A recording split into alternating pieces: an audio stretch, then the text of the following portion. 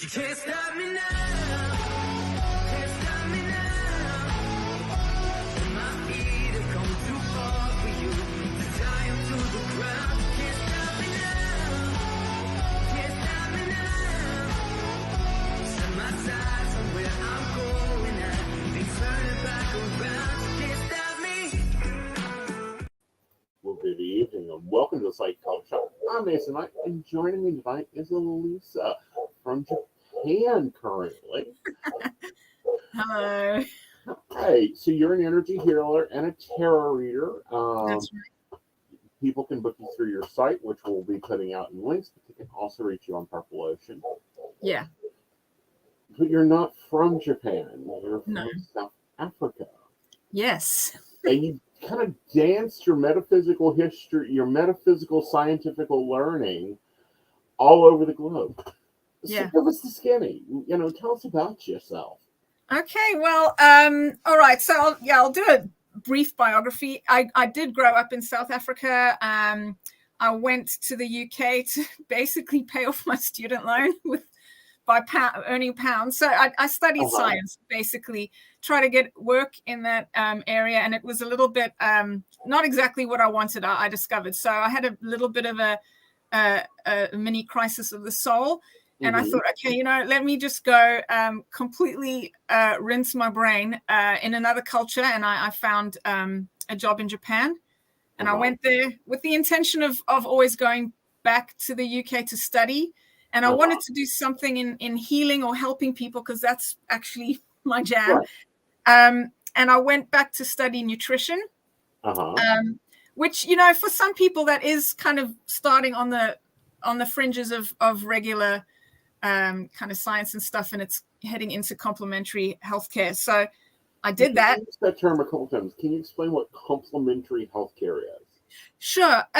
Okay, so you get your typical allopathic, medicine and physiotherapy and those kinds of things that are strictly science-based, but then with so it's alternative health. Sorry, in some countries they use that word complementary, meaning like adding to, yeah.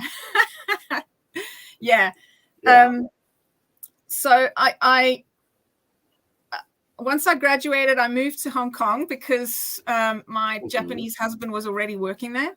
And Hong Kong, it's a crazy kind of metropolis, but there are people who are so into everything there. So there's a lot of spiritual and alternative stuff as well, and tarot readers and energy healers and, all kinds of things there. So bit by bit, I kind of got more into it. And I had kinesiology as a client. It really helped me.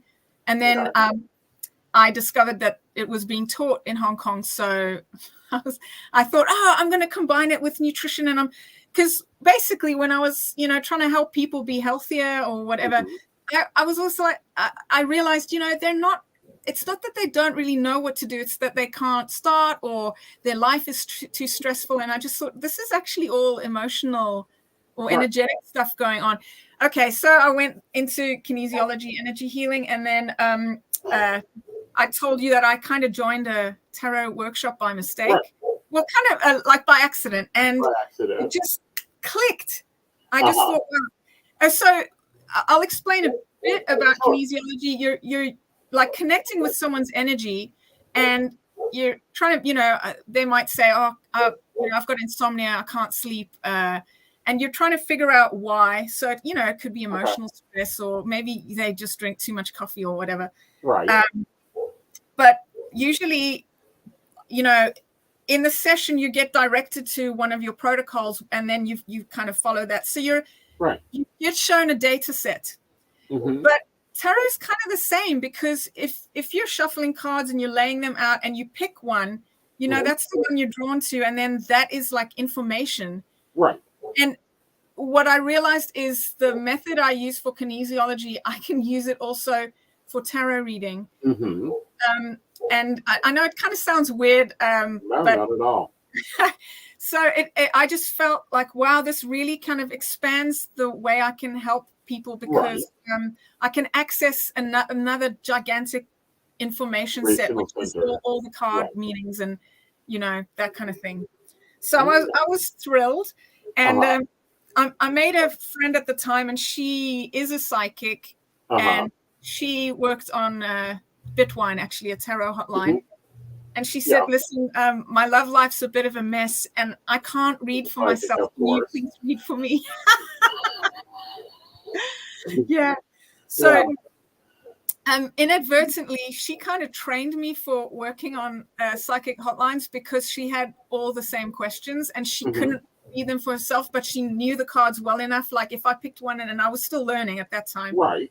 She'd go, no, that means this, and this is how, and eventually she said, you're really good now. I think you should apply to the hotlines and start working on them, because it's a nice kind of side hustle. Right. And so that's what I did. And by that time I'd left Hong Kong. So I was working in a, like in Hong Kong, I was working in a physical center with, there were osteopaths and acupuncturists and that kind of thing. Moved to Japan with a 1-year-old, and that was just before recent global events took an interesting turn. Yeah. And then I was like, okay, you know what? I know I can do this over distance, and that's what I started doing. And so now I do energy healing remotely. And I do tarot readings like privately, but most of my tarot readings are on Purple Ocean and Purple Garden. In Purple Garden. And, both of those, one is video-based, the other is phone-based? Yeah, I do voice calls or live text chat. And sometimes live video as well. Okay, yeah. Very cool. Sorry, I had a coffee, so I'm like a motor. You're fine. You're fine. So you work on energy healing, but you've also got that nutritional background. I do. So I want to pick your brain at the nutritional background. How is the psychic's diet different than most common Westerners? And you notice I clarified that. Yeah. Yeah. Okay, well, that is actually an interesting question. I have to say, I really do think it's an individual thing. Okay. Because I know, like for myself, I can't read on an empty stomach. It's the fastest way for me to just go spacey and be like not ungrounded for the rest of the day. But I know others who find that their connection is much stronger if they're kind of on an empty stomach. Okay. But so I think psychics tend to want to know what works best for their body. So for a lot of people, that is going to be healthier stuff, but it's not like they don't have coffee or they never have alcohol or they're all vegan. It's not like that. I know too many people who the opposite of that. We are more likely to be pounding the espresso, pounding the, not only the coffee, but there's this oolong tea that has a lot of caffeine in it that's really good. It helps me. Yeah. There is a lot, it seems like the psychic body is built differently. And I've had this theory that because we work in so many different energy ways. Yeah. Hi, Shannon. How are you, darling? That we have to do differently. I'm finding that a lot of psychics and mediums both have an immune disorder. Normally have a spinal dysfunction of some sort, and then like they tend to, and this happened with my Reiki 1, and is they go into one of 3 areas: they either go total vegan, high protein, low carb, or the total junk. And the mediums normally have to have the total junk diet. And they'll be like size 2 and like pounding away 2 quarts of ice cream after a gallery reading. Yeah. Yeah. But I appreciate your kind of your observations from experience, because I just think like my Reiki teacher, he had a very unhealthy lifestyle. He was very honest about it, and he wanted to be vegan. His spiritual teacher advised that for him, but he actually had to start eating meat again just to get healthy enough to be able to go vegan again afterwards. He had to get off all the other things he was doing. Interesting. but yeah, I mean, I've got a lot of sensitivities. The other people I know, they're not all sick or anything like that, but they have there's certain things that just get triggered quite easily. Right. Yeah. So. Yeah. And it's not that they're sick. You know, my teacher told me you put out the same amount of energy as construction worker. Yeah. It's just how you manifest that energy and do it. And I find that for me in my current situation, I do a lot of protein, high protein, low carb. The more low carb, the less of the side effects of reading do I have. Oh, wow. Yeah. But that's my body, and I do a lot of readings. But at the same time, like if I'm doing an event or something, I am hand me a protein, and this is my diet. I take 2 protein shakes a day and 1 solid meal. Oh, and wow. I feel amazing compared. Yeah. But, sorry, go ahead. No. Yeah, like for me, I mean, and this is the thing, I did really learn that it is very individual. So whatever the science might say, like this is good or that is good, I think human bodies are kind of adaptable. But when you're doing a certain kind of work, or you have to perform in a certain way, or your energy needs to be like this, and you know what kind of knocks you off, then you get to kind of be able to keep like you know what you need in order to function. For me, when I try to drop carbs, that's also a mistake. If I feel really terrible, actually, I'll be perfectly honest, like a few sips of Coca-Cola, like for the real thing, it helps me feel just normal again. And normally, you know, that's not a health food, right? But yeah, it's I need a lot of vegetables and things like that, but every now and then I need a little you need that little burst of sugar or that processed high fructose. So, especially if you're doing a lot of energy healing sessions, I would say that you're going to be probably packing a 24 case of Coke with you to an event. Yeah. A little bit of sugar helps me a lot. To be honest, yeah. But if we look at how sugar operates in the body, from the scientific view of it, because I believe that the two worlds can be very married together, which is what you've experienced. Yeah. If we look at how it processes the body, it hypes up the senses of certain sections of the brain. It stimulates those sections. So it would make sense. Yeah, totally. I mean, actually, when I was doing my intensive kinesiology training, and because we were practicing a lot on each other, by the end of the day, I'm like, I just need one like really big cookie, and you know, it would really put me back in balance. If it made me feel terrible, I wouldn't keep doing it. You know what I mean? So yeah. So tell us about your training, because kinesiology is a new term for us here at the shop. Okay. All right. And this is the kind of funny thing, because it is more in the sort of health side of alternative health. You know, people often go to see a kinesiologist for like, you know, back pain or, you know, insomnia or digestive problems, or they think they have some kind of food sensitivities. But often I find, you know, chakra issues, meridian issues, emotional, like trapped emotions. That's very common. So technically it's applied kinesiology. And I think in the USA, that's typically a chiropractor would there. It's like it was a branch of chiropractic care, but it is really moving into energy healing. And it's not to be confused with exercise kinesiology, which is like if you Google it, you might get confused by the terms. I wish they'd changed the name of the thing that I do, because it's very misleading. People think I'm a physio or a PT or something like that. And it's like, no, I'm not going to throw you on a mat and, you know, waffle you with a bat. So kinesiology, what we actually do, we use this technique called muscle testing. A lot of people have heard of that, or manual muscle monitoring. And what we do is, muscles are under the control of your conscious mind, but also they're under subconscious control. I mean, you're not telling yourself, please sit up straight in the chair. Your body, your subconscious mind is just doing that, right? So it becomes that testing the muscle becomes like a window into your subconscious. So a lot of people might have seen, you know, people holding their arm out, and then the practitioner is like pressing here, or like on another muscle. I actually can muscle test myself. I connect to my client's energy and I muscle test myself using my fingers. And depending on the baseline muscle tension, I detect like there's a stress here, which means like an energy blockage, or there's no stress. Okay, there's no problem.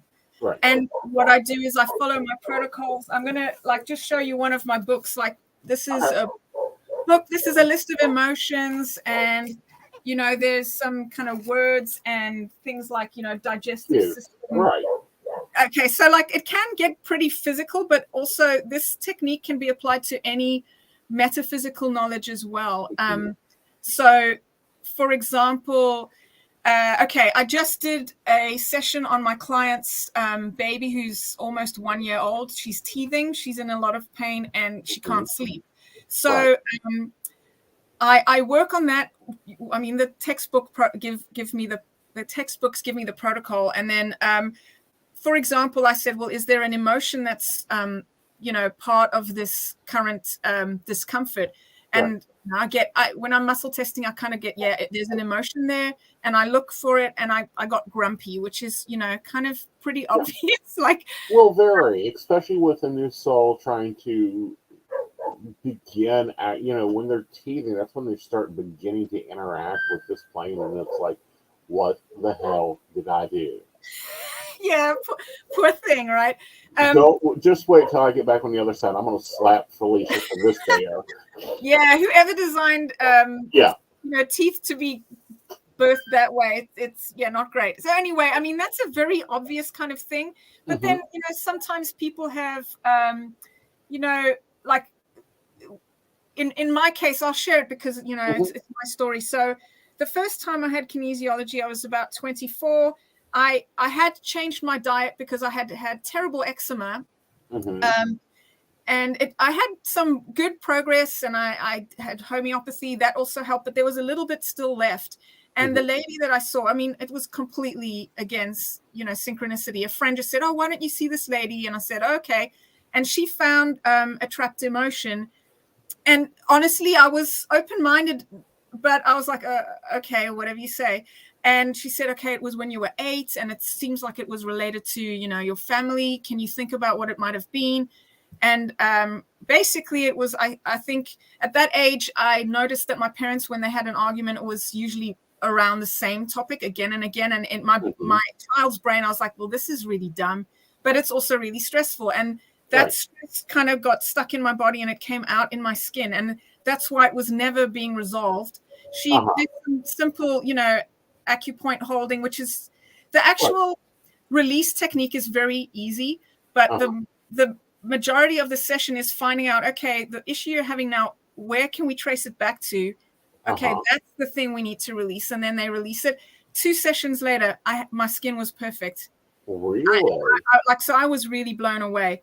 So, I mean, I know there's a lot of listeners who are really like, maybe have always been into metaphysical things, but I kind of like had a step-by-step journey to discovering, like, with my own experience, wow, like this is how people get sick, and this is how people can get well or thrive, you know? So and how people can interact and actually get moving. And, you know, I really believe that we can marry the metaphysical with the physical, because I'm sorry, they're doing the same thing. They just have a more expensive, well, normally sometimes cheaper degree behind their name than we do. And, you know, with that, you know, marrying that also gives us the ability to do more of what I call experimental injection, experimental timing, to really feel at where things are going, where things have been. And remember that we have some memory. So you've done 5 levels of Reiki, and then you're sharing with me you're in what people would expect to be Reiki Mecca, Japan. And they look at you and go, what? Yeah.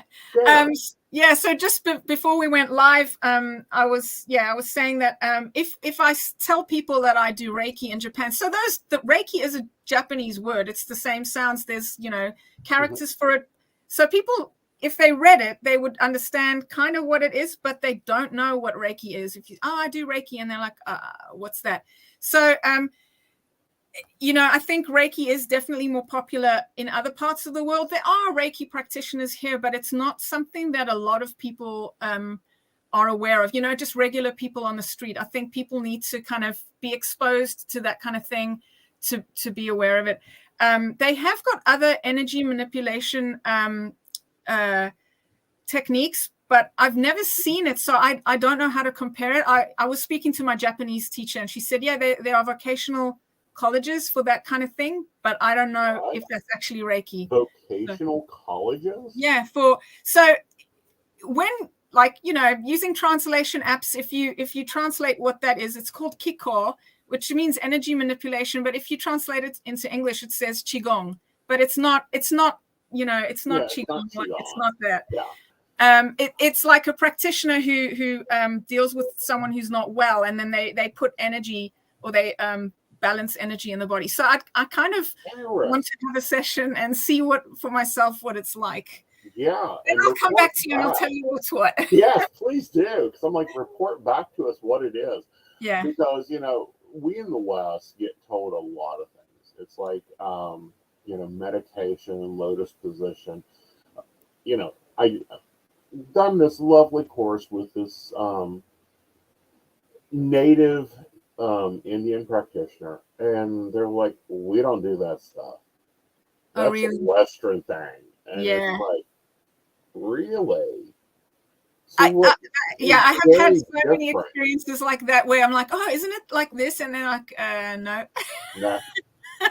Like, we don't know where that came from. Wasn't created by us. Yeah. No, not us. Yeah. So when you connect with your clients, what can they expect out of a kinetic session versus maybe what they've seen at a Reiki attunement or a Reiki session? Okay, well, that's a great question, because they are kind of similar. So, all right, what I would do when I, when I have a client, obviously we need to talk at some point.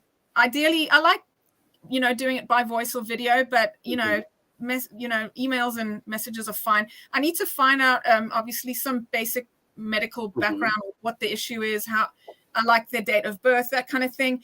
It helps me connect to their energy. And, once I know, okay, what is the problem, or how would you like it to be different? Or some people just don't even know what the problem is. They're like, I just feel stuck and weird. I just don't feel myself. Once I've had their permission to connect, I then, by following the kinesiology protocols, I'll find out, okay, what's the primary imbalance here? What do I need to address? And then I'm actually, my body is the surrogate for my clients. So I'm doing these things on my body, like touching my acupoints and things like that. But my energy is connected to the clients. So there is actually quite a lot of similarity with Reiki, but I'm not tracing symbols. I'm usually just sending energy through my hands. That's the similarity. And then once the session is finished, I would be taking notes, because I do get information, like maybe there was this emotion at that age, or it seems like, this chakra has this kind of imbalance. Does that resonate? And then, there's a bit of Q&A time afterwards, because it actually does really help someone to hear, like, to put things in context with their own. Yeah, that's exactly it. So I like to do it when my client is maybe sleeping or resting. Okay. As long as they're not driving or doing their taxes or operating heavy machinery, then it's fine. But so there's a lot of similarities with Reiki, but I'm usually not tracing symbols, and I do other techniques. Sometimes I'm using light, acupoints, tracing meridians. The correction techniques are sometimes a bit different, but at the end of the day, most of it is energy coming through my hands. Interesting. So what are some of the most common problems you see? Yes. Okay, so a lot of insomnia. Okay. A lot of people with pain.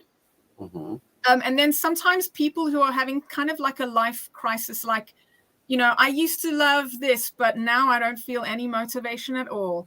Or I used to love my job and I can't enjoy it anymore, and it's just, everything feels blah.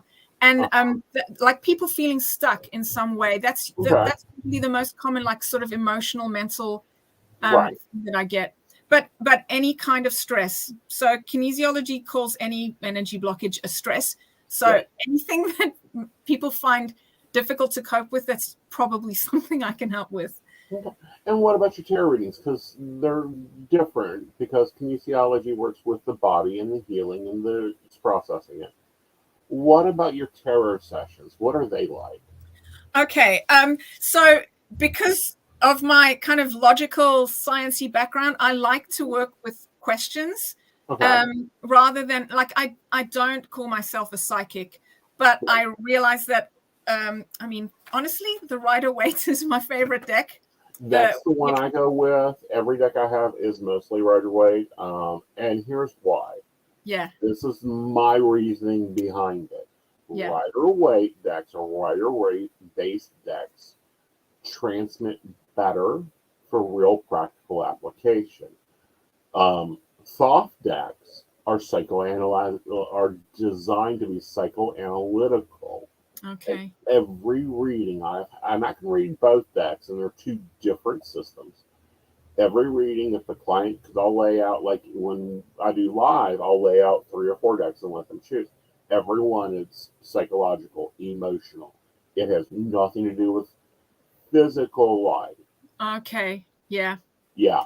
So, and that's probably why I like the Rider-Waite too, because I just like, I want to know the solution to the problem or the pathway out of this, or like I want to get the information for my client.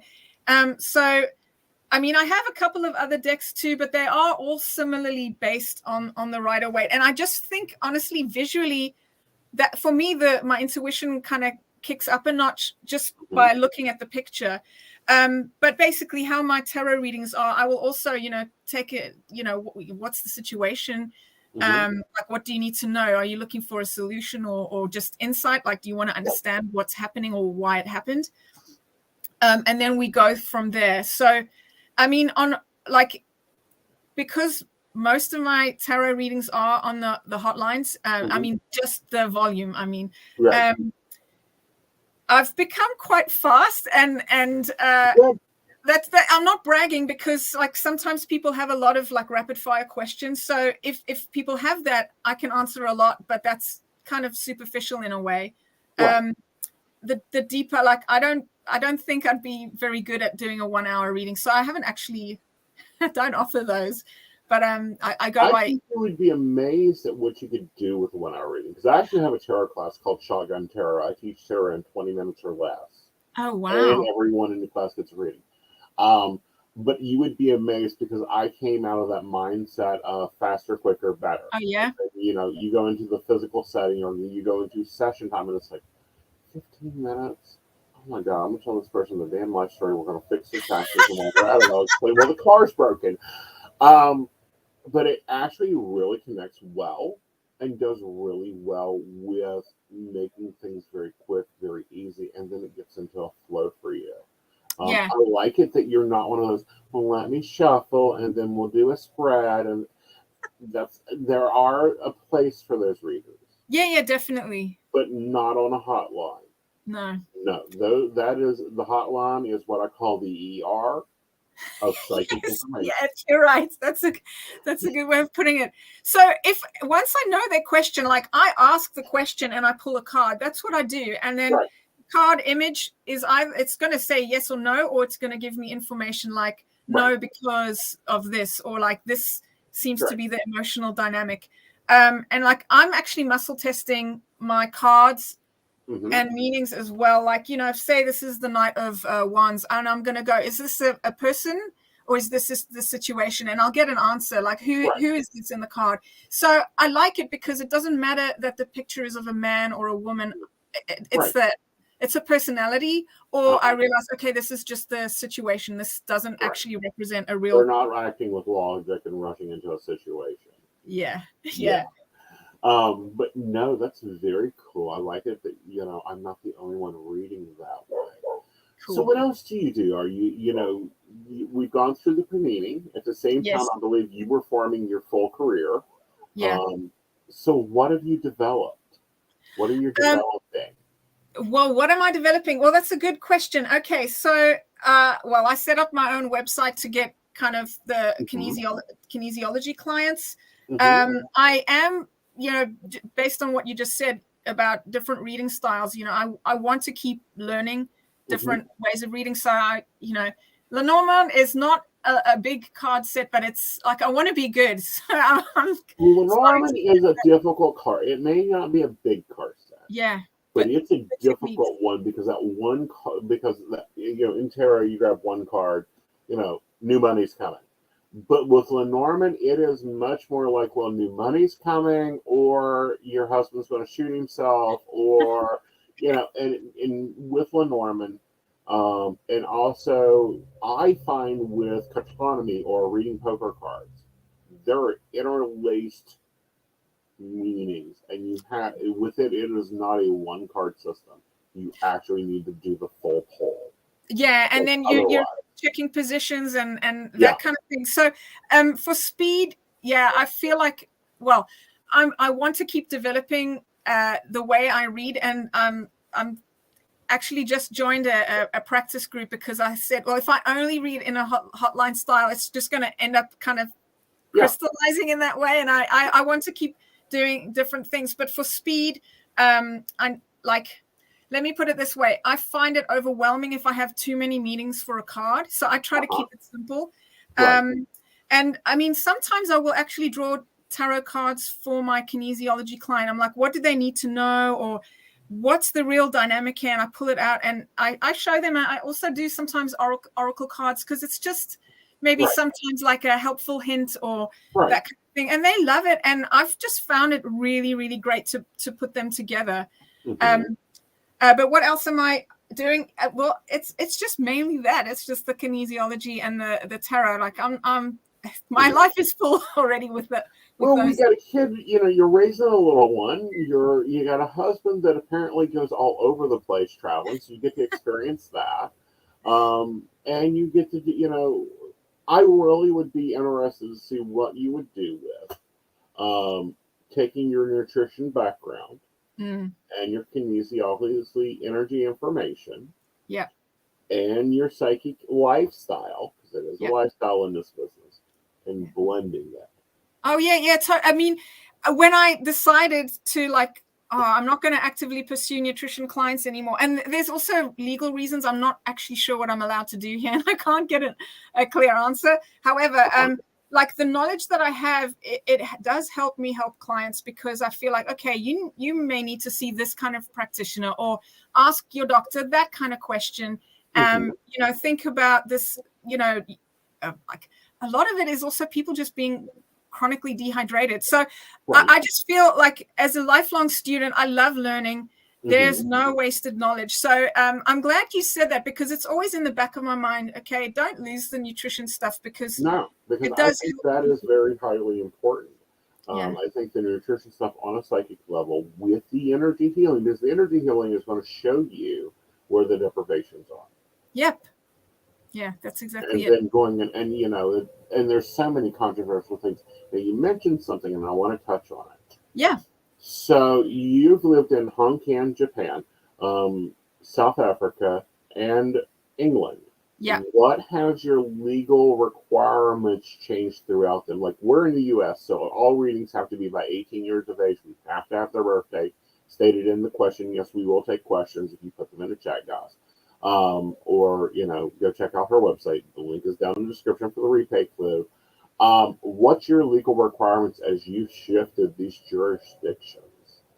Okay. I think, quite frankly, in Hong Kong, a lot of things are not regulated, and I don't mean that in a bad way. It's just there are people who have trained in, say, Australia, the USA, Canada, the UK. So as long as you're kind of registered with a professional body and you kind of stick to their code of practice, then that's the level of ethics there.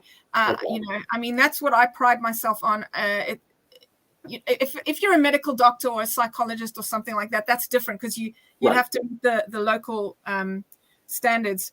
But that is why I don't do nutrition anymore. And getting supplements and stuff, what's legal and illegal in different countries. I just didn't want to even play with that. But no, as an energy healer, but also as a tarot reader. Okay, so the energy healing, the training that I did in kinesiology, they're Australian government recognized. So a lot of the people, so they may be living in Hong Kong, but if their qualification is Australian, then they join an Australian professional board, or they follow that kind of code of practice. Right. I'm just trying to think. With tarot readings, I have my own thing, which is like I'm not going to do a reading for a kid unless their parent either is there or lets me. I haven't had that situation yet. But in terms of energy healing, I do it for children and pets. But of course, it's the parent who's contacting me because, firstly, a 1-year-old can't speak. Oh my, I don't know what's my kid. Can you find out what it is? And, that's kind of all on an ethical basis for me. Right. But it's been hard to know because a lot of things in Japan, and I'm not criticizing the country, it's just if there's not going to be saying you can't do energy healing. The US is Wild West, okay? You have to sit here and patch together, like, what city am I in? Can I work here? Yeah. I mean, that's to the insanity of this because, literally a friend of mine opened a business. Yeah. She was less than a half a mile away from one city limits to another. Okay. The city limits that she opened the business in would not let her have her business. If that building was a half a mile away, she could have opened her business, ran her metaphysical store, and done her readings. Oh, no. Yeah, I think with the states being so big and kind of chopped up into different jurisdictions, that would be, I do think it's more complicated in the US. I did do some extra nutrition training, and on the student forum, there were always questions about that. It was just simpler where I was because it was like one, or you join the group abroad, and then as long as you're not diagnosing people or doing really unethical things, you're not going to have a problem. Cool. At So least what about in Japan? Did you have to do any registration for your business there, or are you just seen as a telecommuter? I'm based because I'm kind of employed by an American company for the tarot stuff, and then the other things, it doesn't matter. They just want to know if you're going to pay your taxes or not. And I think obviously if they would take action if I'm doing something illegal, but it's not like there's anything defined. It's also sometimes quite hard to get useful information on hey, am I allowed to do this here? And when but I've asked my husband has checked with his tax guy, and the guy was like, yeah, it's okay, don't worry about it. Cool. Very cool. As long as you pay your taxes, which is highly interesting to find out, because you have a lot of palm readers there, as you said. There's a style of reading, and I've been trying to find the name for it. I've seen it on different shows, and it's bamboo stick readings. Oh, okay. I'm going to write this down. I probably have to get back to you. Is that a reader that casts sticks and interprets them? They cast the sticks. They've got things carved on the sticks, and how they fall is how they read. Okay. I've actually been digging into a lot of what I would classify as folk. Yeah. Divination techniques because I'm bored. Well, no, but there are lots of things, and I think it's a really fascinating part of history. And I don't know the history deeply here, but there is a lot. And even though Japan is modernized in a lot of ways, when there have also been movements against some folk medicine, kind of what we might say people don't like witches. Like if you just as a very simple thing, and then maybe they try to discredit it and things like that. But I just find it really hard to get reliable historical kind of continuous stories of how did this happen, and then what happened next, and then because I tend to find snapshots. But at the Shinto shrines, you can get these all the time. You put in a 100 yen coin, which is how much is that? $1. $1. And and you get a little piece of paper. So it's kind of like a lucky dip, and they've got pre-printed. It's almost like a more detailed fortune cookie. Interesting. Right? Yeah, and you can. They're pretty popular also at the beginning of the year. Some places you can get them all year round, and some of them are on sticks, and you pull one. So it's not the same thing that you're talking about, but this is a sort of like it's pre-printed, and then you're like, oh, my luck's going to be really good this year. Right. And, we get a lot of information like and it's been very big, year of the rabbit, the year of this astral, because they have their own astrological system. And, no, you're there where meditation and Buddhism is developed and Shinto and different things are. I think you have a very interesting set of, I feel like I don't want to work today, but I want to go research something. Let me go get lost at the market. Yes, something like that. And gosh, it's once you start looking at something, it's a rabbit hole. I mean, I know that's the same everywhere, but I just feel like here things are so detailed, and there's so much. Yeah, because different you're stuff. dealing with one of the oldest still surviving societies, and it has been developed over and over again.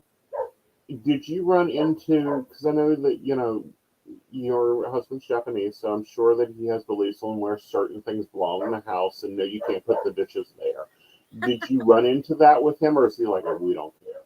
No, he's actually like there are some kind of habits that he's kind of like big on. I have to say I made a really embarrassing mistake, which is passing food. Like, he doesn't eat meat, and I do. So he found meat in his bento, and he wanted to give it to me, but I was going to reach over with my chopsticks, and that's a real no-no, because you do that with bones at a funeral. Right. You don't do that with food. So I should have just like not put my hands up and let him put it on my plate. Right. It was really embarrassing because I know it, but I just kind of did it automatically, and he's Out like, of no. habit. Yeah, and he just probably lost it. Well, he was just like, don't do that. But for the other things, like, I have to say, there's a lot of spirituality in everyday life, and there's definitely this kind of somewhat animistic belief, like everything has a spirit. But in day-to-day life, I would say most Japanese are totally secular, and it's in sort of ceremonies and things like that, where they're like, okay, today we're going to go to the Shinto shrine, but then like next week for that thing, we got to go to the Buddhist temple. And they're kind of like, it's part of life, but they're not kind of like fanatical about it. Most Very people, interesting. It is because like people don't usually get upset about it here. I mean, yeah, there are those who do, but 90% of people are just chill. This is just how we live here. Exactly. Sometimes we do this, sometimes we do that. Sometimes we do both. Yeah. What has been in all your travels your most interesting spiritual experience? That's a great question. I would say actually, I going to India, I'm going to be a little bit cliched. I did a yoga teacher training as well, and going to India, that was interesting because it was like a month in a very rural area, and it kind of gives your body and your brain time for like long forgotten things to bubble up.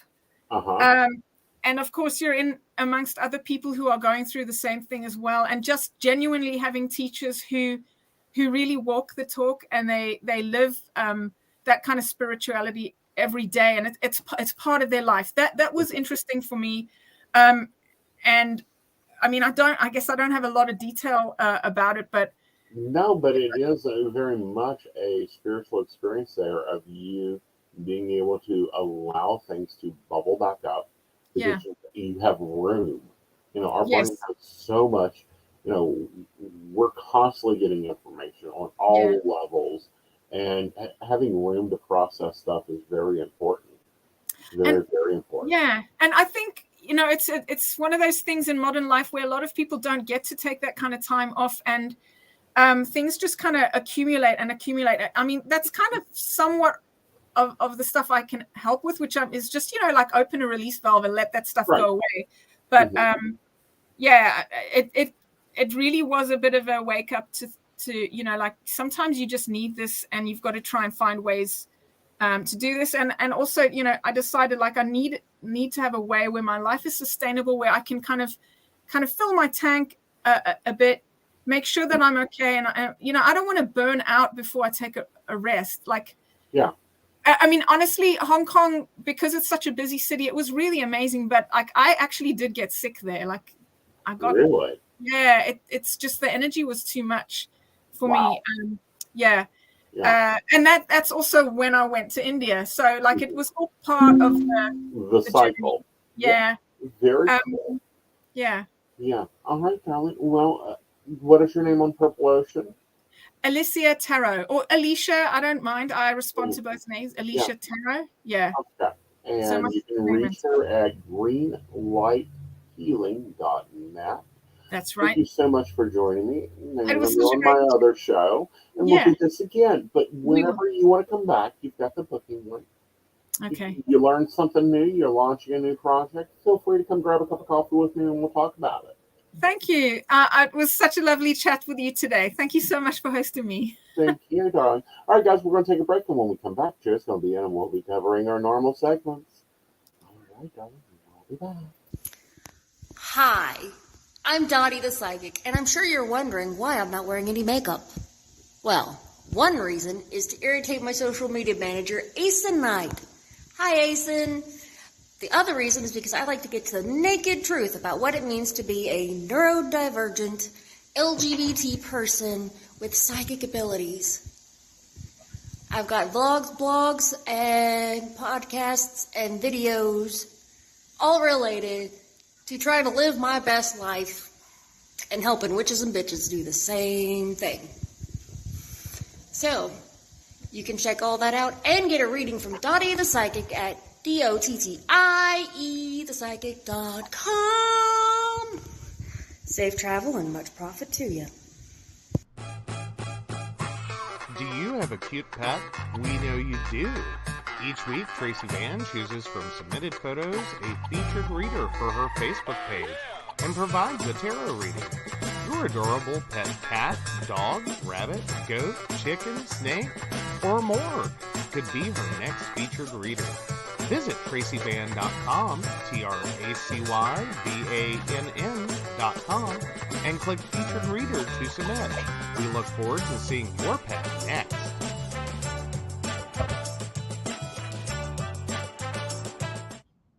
Hey everybody, Lady Gwendolyn here, and I am here to tell you how to get in contact with me and a little bit about what I do. I am the High Priestess that works with shadow work to help you grow and heal. And I work with access bars, Reiki, I do power forms. I'm recently getting into crystal healing, sound therapy as well. So you can go to Lady Gwendolyn Healing, that is LadyGwendolynHealing.com. Book your appointment with me. I do in person, I do over the phone, I do over Zoom. We can do that as well. My main goal is to help you grow and heal, because I've been there, I'm still going through it, and I let my strength help guide you. See you soon. Hey everybody, Natalie here from The Pendulum's Path. If you are in need of guidance, direction, spiritual connection, healing, or more, you have come to the right place. I have worked as a psychic and a medium for over 3 years, connecting people from all over the world with their loved ones, giving them insight and guidance into their current situations, their past healings, their blockages, and what they need to know in order for them to have a better future.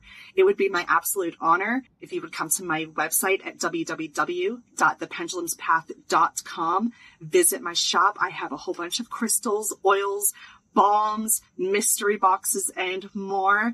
And visit my services. I offer 15-minute, 30-minute, and 60-minute sessions. I also have email readings available if you're not comfortable with the one-on-one session with me, or if you just want to try me out. I encourage you to come visit me at the Pendulum's Path, and let's get you back on the right track today. Right. Hello, Joseph. How are you, darling? I'm doing great. How are you this evening? Great. Having a fun time, having the most enjoyable conversation. I know it sounded awesome. I didn't catch all of it. I was over here fighting with a computer for a client. Well, you always have to box those computers. I've told you it doesn't work with that. I know, right? Yeah. All right. So we get to have fun. We're going to go to your standard ones there. Oh, yes, yes, yes. I've got the Am I coming Oh, right you up. do. Awesome. All right. Let me get the poll up for our audience. As you know, every week we ask you the standard question: is he the asshole? So yeah, it will be up on my YouTube channel. Go ahead and get that set up while you plead your case. All right. Am I the asshole for letting my sister walk me down the aisle despite my fiance and his family's objections? I, 23 female, was raised by my older half sister, 32 female. I never met my dad, and our mom OD'd when I was 10 and my sister was 19.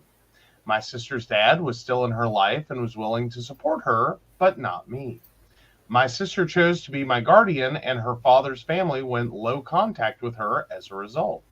In order to raise me, she gave up a lot: her relationship with her father, college, her 20s, and so much more. A few months ago, I got engaged, and I told my sister that in addition to being my maid of honor, I also wanted her to be the one to walk me down the aisle.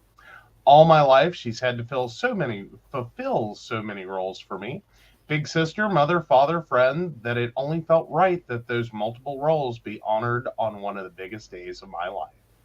My sister was ecstatic, and so was I, but when I brought it up with my fiance, he objected. My future in-laws are very traditional, and my fiance had always expected that his wedding would be a very traditional white wedding. And my fiance had always, that he said that it was great that my sister was my maid of honor, but that her having two roles wasn't, and that it wasn't appropriate for her to walk me down the aisle since that's usually done by a man. Apparently, his family had assumed that my future father-in-law would be the one to give me away since I don't have any male relatives.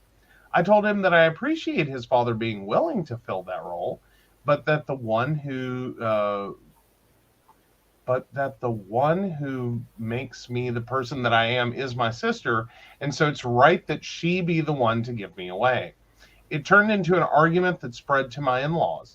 My mother-in-law called me a few days ago to say that although she understands how important my sister is to me, that it's also my fiance's wedding and I shouldn't be putting my sister before him on his day.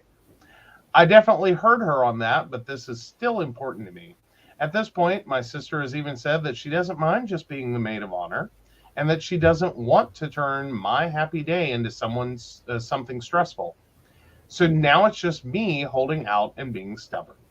But I really don't want to concede on this point. Am I being the asshole? See, I do not feel that they're being the asshole. I feel at most they are trying to have their day. Okay. But no, go ahead. What's your viewpoint on it? I don't think they're being the asshole. I think it's very understandable. I think it's unfortunate that as a couple, they're not really seeming to be able to get to a compromise on this one. Well, if we or of understanding on this one. Well, and I think it's baloney that they're looking at. Well, a man should walk you down. Well, no, because a man's not been around raising me. He's not done the job. He's not done the honor. And if we look at that original position and what that position was about, that original position was the protection of the bride and the exchange of the welfare between one family to another. Well, theoretically, if you go back far enough, it was just the exchange of property, and that had to be done by a man because only men owned property and women were such. Exactly. So, it's a really screwed up wedding tradition across the board. Right. I think it may be problematic if they are that locked in on a traditional wedding. Well, and I think that the arrangement of the ceremony is a very clear understanding about where the families are going to stand. Obviously, his family is going to be always, well, that's not how we've always done it. We have brown gravy on our steaks. I don't know why she serves white gravy. Yeah. So she is not the asshole. However, the in-law family is the asshole. But feel free to vote. The poll is up on the Aeson Knight YouTube. You can go ahead and get that there. Absolutely. All right, so we do have a question here. I'm going to take the question. Okay, and then we'll come back for relationship advice after that one. All right, so that question comes to us from Tanya, 7885. Is my father and my grandmother still around me? Okay. Let's take a look here. Most of the time. I also feel like they go around a young male a lot, Tanya. So they're around you, but they also go and check on a young male. And then they have their other afterlife with the sun activities of, regenerating and working and stuff. So yes, they're around you. And the more you talk about them, the more they'll show up. This is something I feel is it should be more common is when you actually tell the stories, when you actually share the family details, or when you actually want to sit down and have a conversation with them, they show up.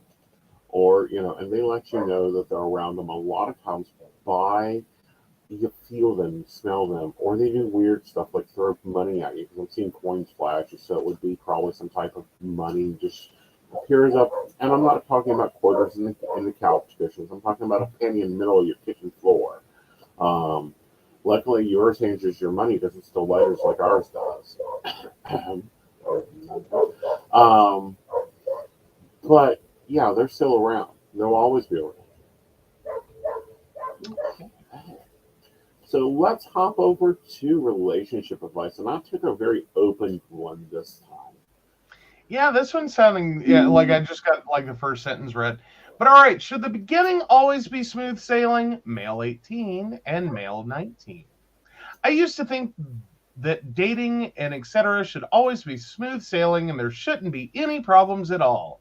But if there were after it's officially a relationship, then okay, but never before. Otherwise, you should break up. Is that true? Have any couples here had a beginning that didn't go like one great date after the last until you became official? Because right now I, male 18, am with a guy, male 19, and we only went out once and it was great. And I'm sure there will be a second date soon. But right now we are not texting. The date was 2 days ago. And I want to insist for a while to see where it leads. But if it's already doomed, then I don't think it's worth the effort. All right, so too long didn't read. I went out with a guy and we both liked it, but now we are not texting. Is it possible that a serious relationship will come out of this, or should I just give up? Have any couples in here had a beginning like this and it worked out after? Yes. Oh my God, calm down, you. First of all, it was only 2 days ago. Like, first of all, have the old rules. Some Let people me have the old rules. remind you that traditionally, and I'll even put it into your context, traditionally, the top doesn't text till 3 days after the date. It is unnecessary. It looks desperate. It looks plausible. I was expecting more. Like if you if you go out on a first date, someone forgets their wallet, it's embarrassing, yada yada yada. Second date, you have a flat tire, yada yada yada. Third date, like you get food poisoning, that would be where I'd expect this question about it always being smooth sailing. Mm-hmm. And even then, it's like, I don't know. Sometimes you just have to take it, and it is what it is. Right. Like some relationships just are what they are. It's just a comedy of errors, and you move through it. You're glad to have each other, and it's a wonderful thing. Other times it means run. Right. Just run. In looking at this context, we should have been terrible. Okay. We had our first date. He take care of his grandmother. I don't see him for 3 or 4 months. Not days, old people. Months later. Yes. Like, this 18-year-old would have given up on me, been like, nope, screw you, you're done. Yeah. When I popped back up a few months later, it would have been like, who dis? Who dis? I think that was the question that popped up, was who's dis? It's like, oh, it's you. Yes, Wednesday's available. You know. So calamity of errors, yes. Long-term separation between communications, yes. You got to remember your threes, though. 3 days after the first date, you should send at least a thank you message for the date if you're interested in a second. If you ain't, you don't know them. 3 months later, you have to make a decision on whether you want to keep the relationship or not. Well, 3 dates, you need to know if you want to continue dating. 3 months, you should know if you want to keep it. 6 months, you should know what you want to do. Where's the end goal of this relationship? And then at 3 years and you're still dating, just picking you up every Friday night and messaging you by Wednesday that they want to see you on Friday, that's when you need to declare if you're going to keep this person or send them on their way. Mm-hmm. Catch and release, guys. Catch and release. Mm-hmm. But no, I don't know. I've never been good with the dating rules. Like, that's not me. I don't do that. Oh, I do. Like, I'm sorry. I think the whole wait 3 days.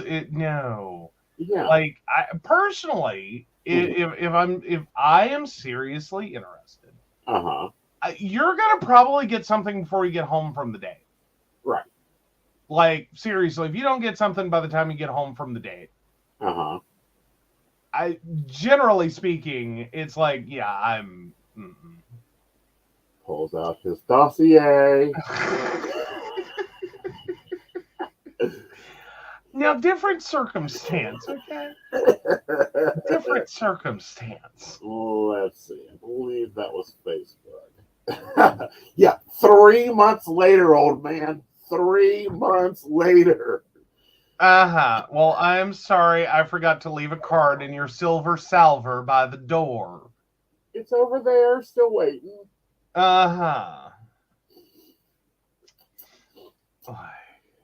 And Brenda reminds people of the romance novels. Yes, he has read too many. Yes, he has read too many of them. Way too many. Way too many. And God help him if he read the rules, because you are in trouble already. Please. All right, let's talk about this. Please don't read the rules. The rules. There are 2 uses. Well, no, I found a third one. Okay, so leveling tables. Use for the rules. Okay, cool. The first best use for the book, The Rules of Dating, is if your couch or chair or anything has lost a leg. It really works well to prop that up. Okay. 2, it's really great to use if you need to remove a curse from somebody. It's very heavy. Okay. So as you're bashing him in the head, works very well. Okay. And 3, I think it'll make a lovely junk journal. Like, turn it over to, one of our baristas here that I love very dearly, and she can make a beautiful junk journal out of it. Oh, well, I think it could be used as a decent book safe. Like, you could hold, like, a lighter and matches and maybe, something else in there, like money. How crazy is this book? I thought it was like 200-300 pages at most. Like, if you're making a safe out of it, that's at least like 600-700 pages minimum. Like, otherwise you don't have enough material. But I'm just double checking. Oh, come on. Oh, why did I go Wikipedia? I knew better. Oh, grab the Amazon. It will tell me the number of pages. 400 pages. Yeah, see, that's on that borderline. You're not going to make a good book safe. You'll make a perfect book safe, and it slides right into the bookcase and doesn't look any different. If it's on my bookshelf, I'm pretty sure most people are going to know better. Well, again, you take the book cover off of it, but I think it would make a lovely junk journal. Okay. This is the same book that recommends if you're looking for your mate to go to the most expensive, place to meet men is to go hang out at the bar. Oh, apparently I just have high standards for a book safe. Mm-hmm. That's what it is. Okay, Yeah. got it. Yeah. I don't know that about myself till tonight, so yay. Yeah. Like, honey, we just want to store a couple $100, not $3,000. Well, fair enough, but still. Yeah. But I think that right now, in this ecosystem that we live in, the level of connection, it gets very blurry. And a blog article is coming later about it. Okay. Yeah, now but in general, I've never gotten the whole normal, just the normal, dating rules. Like, I've never been good at this. I've never thought that was a thing. Mm-hmm. Like, I tried not to really follow those. Like, I look for them. Okay, as in if someone, as in you're looking for them to see if someone is following them, or you're looking for them to see, like, oh God, you're one of those. No, I look at them to see if they're following them. Like, if we're on date 1 and they try adding you to Facebook, that's being deleted. What? Earned that way into my world. Okay. What about if it's just Facebook Messenger? That's different. I will give them Messenger access, but being added to my friends list, or even worse, added to my relationship status on Facebook, way too fast, buddy boy. Way too fast. You better hit every other 10 points to even get access to that point. Oh, okay. Well, so it probably didn't help, since we are talking about, smooth sailing beginnings. So it probably didn't help that technically on our first date, I called you on bullshit in the middle of the date. Because you started trying to tell me you were just a life coach. Right. Yeah. And I was like, no, I've already seen your website. Uh-huh. No, life coaching isn't all you do. Yeah. No, you're a tarot reader, and I get that, and I'm fine with that, so move on. Yeah. And, you just had this moment where it was like, oh, God, this is going to be over real quick. Yeah, I'm like, great. So you, oh. No, you don't need to see. And that's another thing is leaving first dates. Leave things at basics. Okay? Mm-hmm.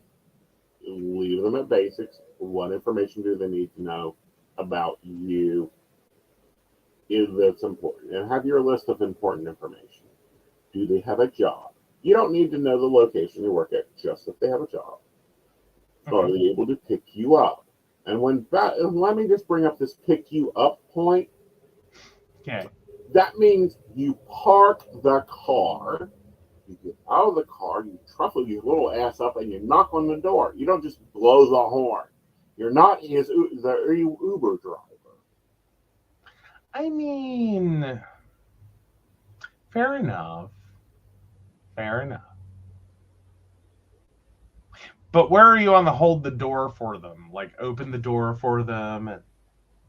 I'm all for it, but it's very rare to find someone that does that. Yeah, no, we'll go ahead and tell you he didn't get that from me. No, I didn't.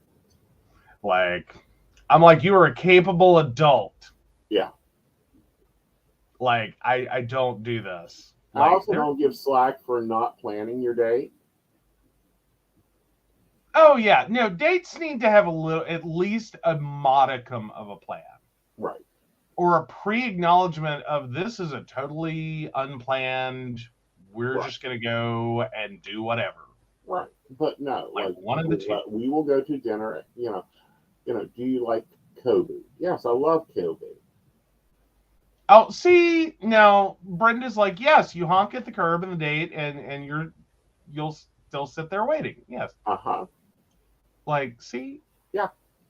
Now, I've never actually done that. Now, I typically don't pick people up, though.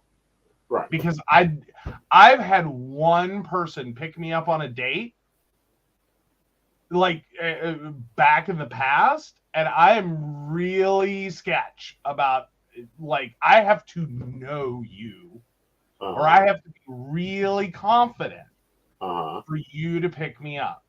But randomly, just any old date, like, hi, we just met, let's go on a date. Cool, great. I'll meet you there. Right. Like, no. I drive. I have a vehicle. I say, like. I know you've had at least 2 people pick you up for dates, because I've picked you up for our second date. Yes. Well, and again, that was different. I'd already had the first date. I was already comfortable. I was good. I didn't feel like you were going to abandon me to the wolves. Right. Especially considering that our second date started with, hi. I know this isn't exactly a date, though you counted it. It's not exactly a date, but I have to go to my eye exam and I have to be dilated, and I can't drive after that. But I'll take you to lunch. Sound interesting? Sure, we can go hiking. Yes. Yeah. That type of thing. Those are real life, non-romance relationship, non-romance novel book dates. Oh, yeah. Oh, so here's a couple of good ones. So Shannon's husband didn't even know I had Facebook until my mom complained I hadn't gone to her farm to help with her farm on original Farmville. Oh, good one. Great boundaries. Love that, Yeah. Shannon. And you've had a lovely relationship since then. So meanwhile, Shannon at 19, and some dude was upset I wouldn't give him my address to pick me up. I didn't even know the dude, and he was like, I'll just meet you there. My grandpa will shoot you. Oh, fair enough. She's telling him, I'll meet you there. My grandpa will shoot you. Fair. If you have gun-loving family members that want to protect your honor, yeah, it's better if you meet, skip the door, just meet. Right. Yeah. No one needs gun violence before a date. Yeah. Now, you want to talk about not smooth sailing, gun violence before a date. That's hard to come back from. There's a place for guns at the beginning of a date, especially if you need to clean yours. Do not take a dirty gun on your first date. Why do we do this? Why? No, please don't. Don't threaten people when they come to pick up your daughter. It's not threatening. It's always the daughter. Cleaning your gun every Friday night around 6:30 when someone stops by to be picked up.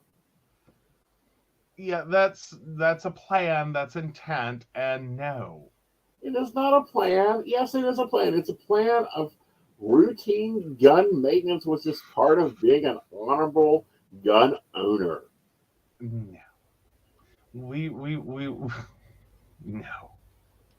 No. Stop doing that. Stop. Why do we have to threaten people? Right. Like, it does no good things. Yeah, for not the only one. Shannon's like, protection, Joe. Yeah, I would kind of, yeah. But no, smooth sailing first date, continual communication afterwards is not good boundaries in beginning to date.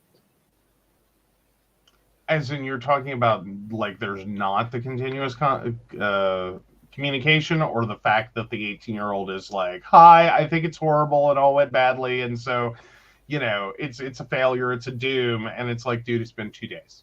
Yeah, dude, it's been 2 days. Give it another one, and then send a nice message of thank you for the date. Okay? That's where you go with that. You don't go into this tripperole of, oh my God, as soon as we met, we should have just been at each other's hip and connected on every social media and blowing up the phone and creating our own Slack channel so that we can sit there and prioritize our topics. And that's pretty much like how you end up with no second dates. Friend's dad had a small shelf near the door. He would write the guy's name on a bullet with a Sharpie, show it to him, and set it on the shelf, saying, don't ever make me use this. Yeah, no. No.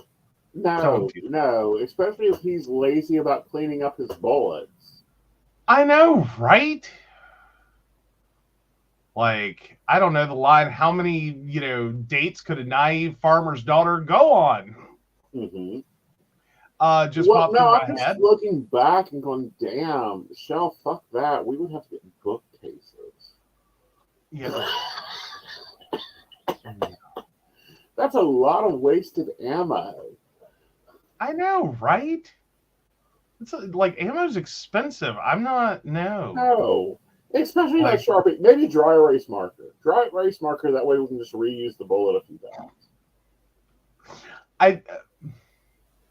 Okay, so meanwhile, the line, the slut is dead, long live the slut, just also went through my head. If you have to use a dry erase marker on the bullet, you are threatening your child's date with. I think you might have to admit that they are at least very popular. Uh-huh. If you have to consider the cost of ammo into this matrix. Either that, or maybe just don't do that. Just don't do that. Like, come on. Right. It gets interesting. Bookshelves, if they're going to use Sharpie, you're going to have to get a bookshelf. Considering, most things show that in a lifetime, some will be 24, at least on 24 days. Oh. Wow. Yeah.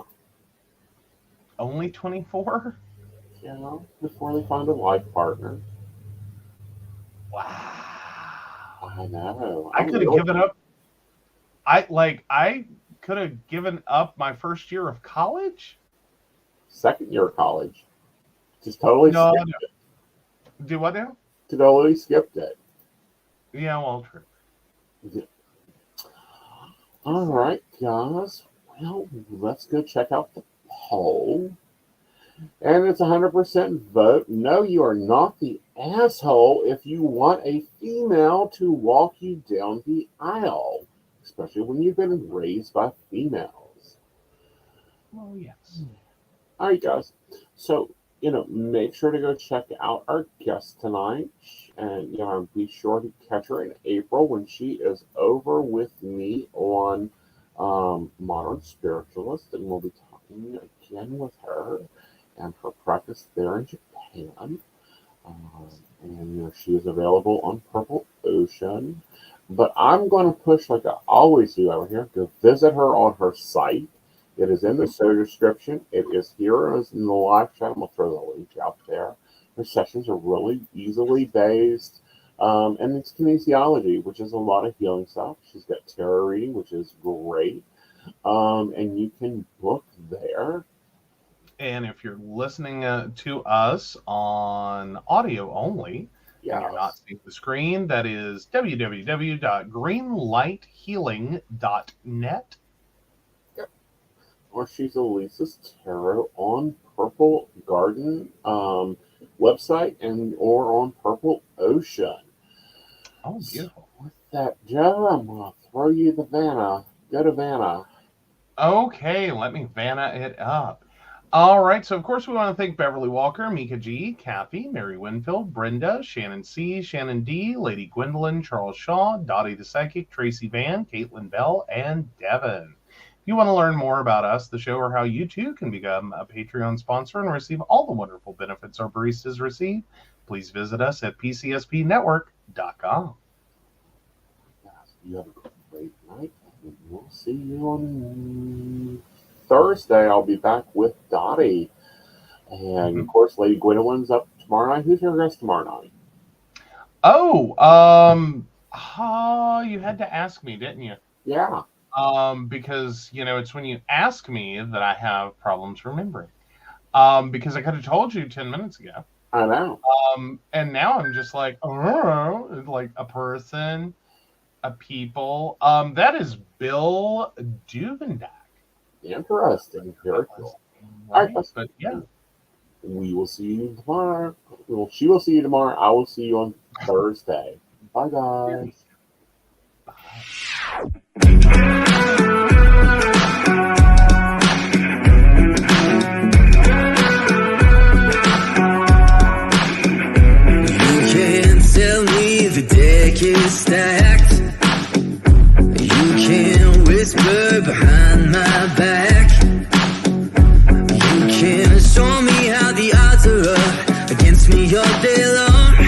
But I've been through the fire and come out alive, and there's no more fear in my eyes.